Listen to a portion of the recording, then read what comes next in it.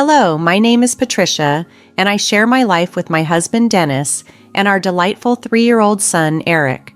Today marks the 3rd anniversary of when Dennis and I first began dating. Today's a special day, isn't it? Dennis mentioned, breaking a long silence. His voice carried a different tone today, and I couldn't help but notice. Yes, it really is. Time just seems to fly, I responded, picking up on the change in his voice. What's on your mind, Dennis? You seem a bit distant, I inquired, concerned. Patricia, there's something significant I need to discuss with you, Dennis started, clearly hesitant. I've been thinking about this for a long time, and well, I want you to marry me, he said, his voice echoing the commitment he had proposed years ago. Life with Dennis initially felt like a dream. His kindness and thoughtfulness enveloped me, making me feel deeply cherished. However, as the years passed, the routine of daily life and various stresses began to alter the dynamics of our relationship. Hey, Patricia, why do we have leftovers for dinner again? I told you I wanted roast beef. Dennis interrupted my thoughts abruptly one evening. I'm sorry, Dennis, but with Eric needing so much attention, it's tough to prepare something elaborate, I explained, a twinge of guilt in my voice. I don't need excuses. It's just taking care of Eric, right? Don't make it into something it isn't, Dennis retorted, his irritation clear. He often complained about his demanding job at his parents' company. I need to put up with this because I'm going to be the next president of the company, he would say in a dismissive tone. Despite his ambitions, Dennis often struggled to meet his professional targets, and his frustration seemed to spill over into our home life. I might not come home tonight. I have golf with a senior colleague tomorrow. Just make sure you have a proper dinner ready tonight, he said, leaving me stunned by his coldness. Everything tastes so bland. Can't you do anything right these days? He criticized later that night, adding tension to our already strained relationship. The cheerful conversations and meaningful exchanges that characterized the early days of our marriage had become rare, replaced by Dennis's frequent absences and preference for spending time with friends or pursuing hobbies. During my maternity leave, I devoted myself entirely to our home and Eric, waking early and managing endless chores, yet I felt increasingly exhausted and emotionally distanced from Dennis. Sometimes I found a little solace in the happy memories of our early days together, those moments filled with laughter and Dennis's infectious smile. Yet it was clear that things had shifted. Mom? Eric called out with a bright smile, his innocent joy providing a brief respite from the growing gap between Dennis and me. His recent habit of calling me Mom more frequently was a small, comforting anchor in our shifting lives. As I navigated my daily responsibilities, I hoped for a spark that might reignite our relationship. Yet, deep down, I sensed that the warmth we once shared had cooled significantly. One quiet morning, as I tidied up before Dennis left for work, I pondered our future, wondering if we could ever recapture the love that once brought us together. I watched him coming down from the 2nd floor, dressed not in his usual business suit, but in casual attire I hadn't seen before. It must have been new. Aren't you supposed to be at work today? I asked, a bit puzzled by his appearance. I'm going to work. I don't need a suit today, Dennis replied dismissively, his tone edged with irritation. Seriously, stop nagging me. If I say it's fine, then it's fine. Don't question everything, he snapped, leaving me speechless. I was just asking a simple question. His sharp response was disheartening. Anyway, I'm leaving now, Dennis announced, his departure through the front door feeling more like an escape. A nagging thought lingered in my mind. Was he going to his office? I tried not to dwell on the possibilities as the distance between us seemed to grow with each passing day. Our conversations had become infrequent, each interaction laced with a chill that hadn't been there before. The smiles and warmth we once shared seemed like distant memories now, replaced by his criticisms and sarcastic comments, whether about my cooking or how I kept the house. His harsh words pierced my heart, leaving me to wonder if the strain in our relationship was somehow my fault.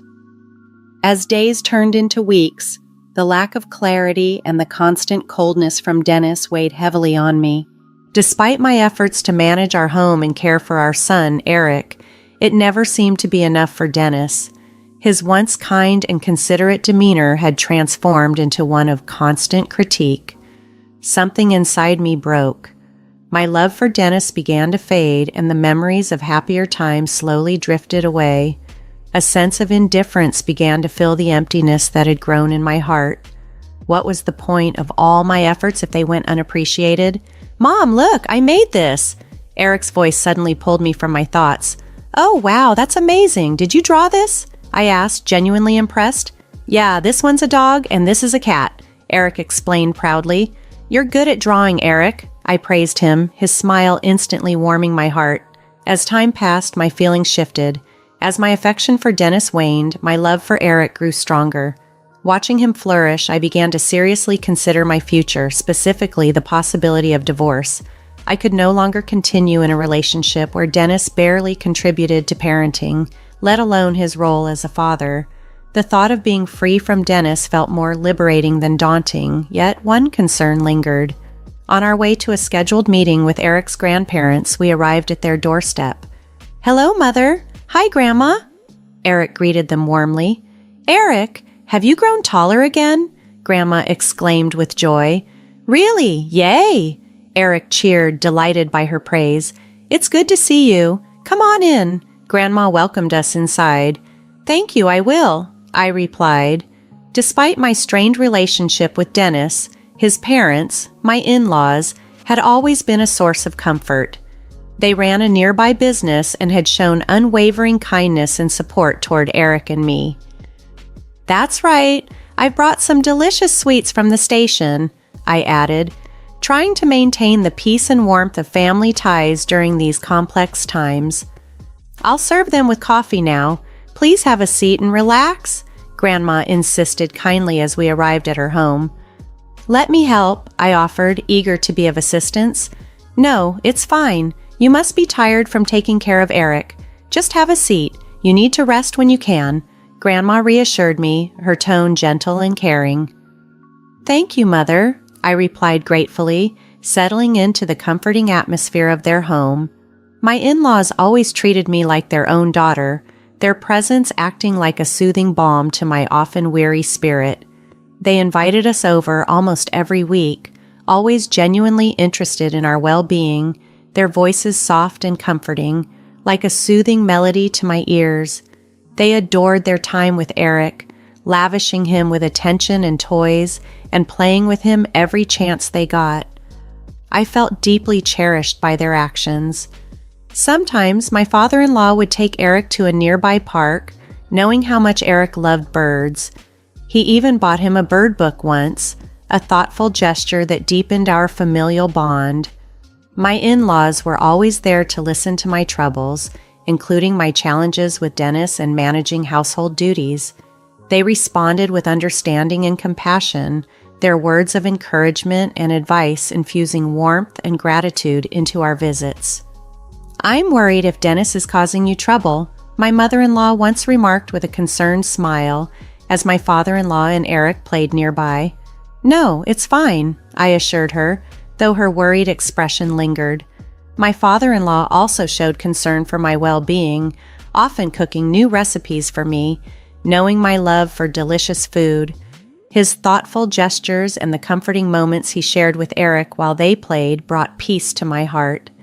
"Eric, what kind of animal shall we see next time?" my father-in-law asked playfully. "I want to see big fish next time," Eric exclaimed excitedly. "All right, let's go to the aquarium next time," my father-in-law suggested, eliciting a joyful "yay" from Eric. Watching them interact, I couldn't help but smile. Eric adored his grandparents, his carefree smile a stark contrast to the rare ones he showed at home with Dennis. "Patricia, feel free to talk to us about anything," my mother-in-law said kindly as we were leaving. Her words pained my heart a little. Little did she know, I was contemplating a divorce from Dennis. I didn't want to burden my in-laws or sadden them, even if my relationship with Dennis could be mended. I cherished my bond with them and wanted Eric to continue enjoying his joyful times with them. I was apprehensive about opening up to them about Dennis, fearing their reaction. Just as these worries occupied my mind, an unexpected incident unfolded. My in-laws had kindly offered to take care of Eric, allowing me to enjoy a cafe outing with a friend. "It's been a long time since we've had a cafe day like this, hasn't it?" my friend remarked as we sat down, sipping our coffee. "Really, Patricia, you've seemed busy recently," she observed with concern. "Have I?" I replied vaguely, trying to brush off the worry in her eyes. "Hey, Patricia, has something happened with your husband recently?" My friend hesitated, choosing her words carefully. "What do you mean?" I asked, tilting my head in confusion. "Well, actually, I saw something the other day. I saw your husband walking with a woman," she confessed, her tone cautious. "I don't know." My friend's voice trailed off, her expression clouded with concern. For a moment, my mind went blank. Deep down, though, I wasn't surprised. Reflecting on Dennis's recent behavior, I realized there had been signs I had chosen to ignore. My friend reached out and held my hand, her eyes full of sympathy. "Patricia, I think you should talk to Dennis," she suggested gently. "Yeah, maybe I haven't been myself lately," I admitted, feeling the weight of her concern and the situation. "That's why I invited you out today," she explained softly. "Is that so? I'm sorry for worrying you," I apologized. "Don't apologize, Patricia. Whatever decision you make about Dennis, I'm on your side," she assured me warmly. "Thank you," I replied gratefully, feeling a sense of relief wash over me. We parted ways, and as I headed home, the shock of her revelation gave way to a strange calm. This clarity about Dennis's actions solidified my resolve to end my relationship with him. Imagining a future just with Eric, despite the uncertainties, strengthened my determination. I needed to be strong for Eric's sake. "I'm home," I announced as I entered the house. Today was exhausting.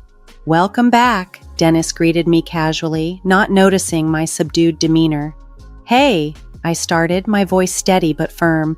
"I've been waiting for your return," I added as Dennis carelessly threw his bag on the sofa. "Can it wait until after dinner?"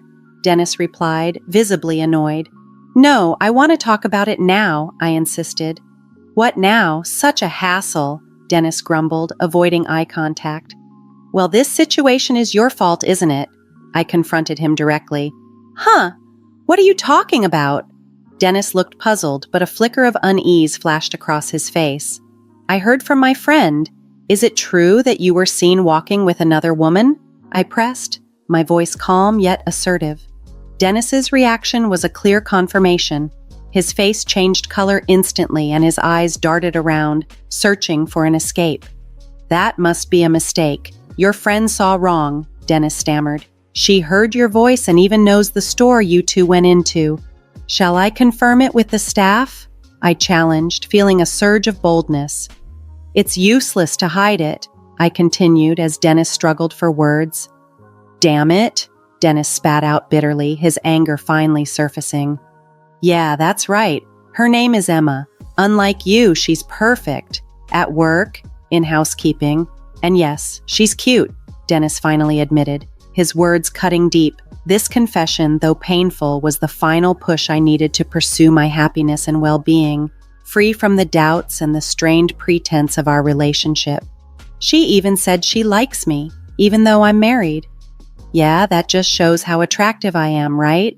Dennis said, his tone mocking and sharp. He mimicked what he claimed the other woman, Emma, had said to him as if to justify the situation. Would a normal woman approach a married man like that? There must be more to it, I reasoned, trying to understand, but Dennis's attitude was dismissive.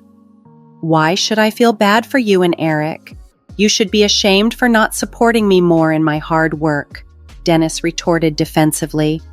"I heard from your father and mother that you hadn't even met your work quotas. Can you still say you're working hard?" I shot back, the disappointment in him weighing heavily on me. I'm doing things my way. I'm going to be the next president, so don't interfere, Dennis asserted arrogantly. I doubt you'll ever become president, I stated quietly, my resolve hardening. What did you say? Dennis's voice rose, his anger flaring. I'm done with you. Let's divorce, I declared firmly, unable to bear his excuses any longer.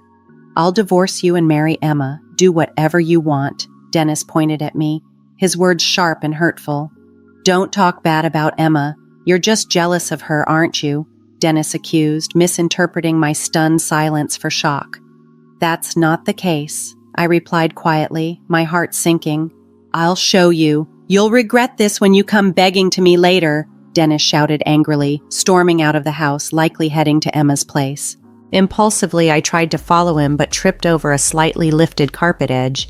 I fell hard, hitting my back against the table with a sharp pain I had never felt before. Overwhelmed by the intense agony, I groaned, unable to move. Crawling towards my smartphone, I dialed for an ambulance as darkness threatened to engulf me. Mom, where am I? Eric's voice brought me back when I woke up. I lay in the hospital bed, my head spinning and my body aching all over. A nurse quickly came to my aid and called a doctor. Seeing my anxious state, they explained what had happened. It's okay, you'll gradually recover, the nurse assured me. Yes, thank you, I managed, trying to absorb the news. It's good that your life isn't in danger, the doctor added. However, the results of the subsequent examination shocked me deeply. The fall had caused spinal cord damage, making it difficult for me to walk. I was informed that I would need a wheelchair and my life would change drastically. After being discharged, life at home proved more challenging than I had anticipated. I realized I couldn't manage household chores, childcare, or even take care of myself alone. At the suggestion of my in-laws, I decided to live with them for a while, since I couldn't rely on Dennis for help. With Eric there too, I had no choice but to lean on their kindness. They must have been suspicious of Dennis's absence despite my condition. I knew I had to tell them the truth soon. Just as I contemplated this, the front door of my in-laws' house swung open with a loud noise. Dennis, where have you been? They demanded, their voices filled with concern and a hint of suspicion. As Dennis stepped into the room, my mother-in-law's voice trembled with anger. How can you be so heartless when Patricia is in such a condition? She scolded, staring him down as he glanced at me in the wheelchair. So, she's really in a wheelchair, huh? Dennis scoffed, looking at me dismissively. A useless woman who can't do household chores or take care of a child is of no use to me. Hurry up and divorce me, and pay me compensation for all the trouble, he declared coldly.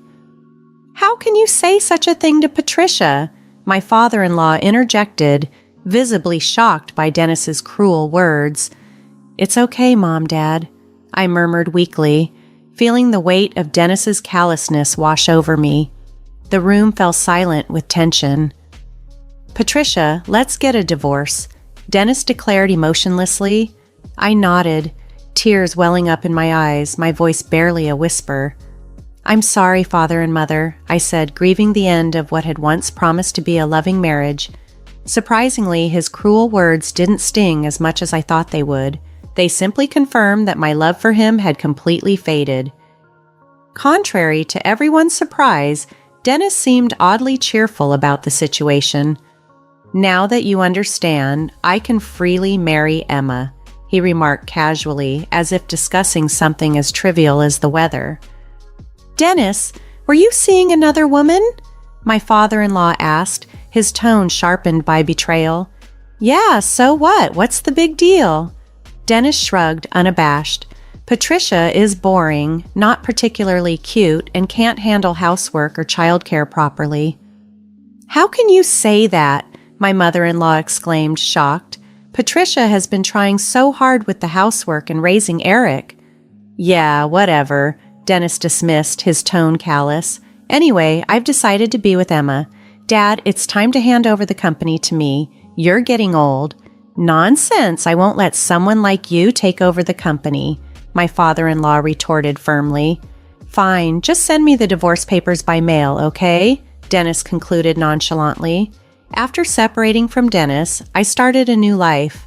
I now live comfortably in a house recommended by my in-laws with the help of a caretaker they suggested. My daily life feels easier than before, a calm tranquility settling over my new reality. However, amidst this calm, an unexpected development awaited. One day, while I was passing time peacefully, the doorbell rang. Glancing at the monitor, I saw Dennis standing outside, his face a mix of confusion and desperation. "Hey, Patricia, what the hell is going on?" Dennis blurted out as I opened the door. "What's up, Dennis?" I replied calmly, masking my surprise. "I got fired from the company. Dad just keeps saying it can't be helped," Dennis confessed, his desperation evident. "Oh dear," I murmured sympathetically. "Mom and Dad are saying you're no longer our son. We're cutting ties with you," Dennis continued, his voice tinged with disbelief. "That's tough," I responded quietly, trying to process his sudden vulnerability. "I didn't know about the stocks. I had no idea you owned 95% of my parents' company's stocks. Why didn't you tell me?" Dennis pleaded. "Because you never asked," I replied evenly, maintaining my composure in the face of his unfolding crisis. Even though I hadn't prompted the question, Dennis anxiously sought clarity about my intentions by asking, "In the end, what do you expect from me?" "You know exactly what I want, Dennis. I want you to revoke my termination," he implored with a sense of urgency, his voice filled with desperation. "You have significant ownership in the company. Surely you can reverse my firing?" "That's correct, Dennis. Please, Patricia," he continued, his voice growing more desperate. "I'm being shunned by other companies. No one else will hire me. You're my only hope." "If being secure in your job was important to you, you should have taken your role more seriously," I replied, unmoved by his pleas. "But if you promise to be more dedicated, I'll consider rescinding your termination." "Don't worry about the reports to the board or what she might say," he added hastily. "Emma left me the moment she realized I had no chance of becoming president. She was only after my status," Dennis confessed bitterly. "I see," I responded calmly, my emotions undisturbed. "Please, Patricia, you're all I have left. Let's get married again. It's in your best interest, too," Dennis proposed, his voice laced with a glimmer of hope. I was taken aback by his audacity. "Dennis, what are you talking about? You're in a wheelchair. You need my support, and Eric needs his father," he pressed, trying to influence my decision. My irritation flared at his boldness. "How dare you say such things?" I thought, just as Brian, my assistant, stepped in. "I'm sorry, but Patricia no longer wishes to speak with you," Brian interjected assertively before I had the chance to react. "Who are you?" Dennis asked, visibly taken aback. "I'm speaking to Patricia," Brian replied firmly. "As I mentioned, she does not want to continue this conversation." "But Patricia needs me," Dennis protested desperately. "I have nothing more to say to you, and I never want to see you again," I declared through Brian, ending the conversation decisively. Stunned by the turn of events, Dennis tried to plead again, but Brian promptly turned off the monitor, cutting him off. Observing Brian's rare show of anger, I felt an unexpected respect for him. Brian, who was slightly older and had been introduced as a helper by my in-laws, had become an indispensable part of our lives, growing close to Eric and me. As time passed, I learned that Dennis, now abandoned by Emma and his parents, was facing a solitary struggle. However, his fate no longer affected me. With the support of my in-laws and Brian, I was finding new strength and stability at home. Brian's help with household and childcare duties allowed me to regain confidence and start meeting new people, sharing smiles, and embracing the joys of daily life. Reflecting on the arduous journey I had with Dennis, I realized I had moved past those challenges and was discovering a new version of myself. Our paths had diverged. While Dennis was possibly filled with regret on his lonely road, I was moving towards a future brimming with peace and happiness, surrounded by loved ones.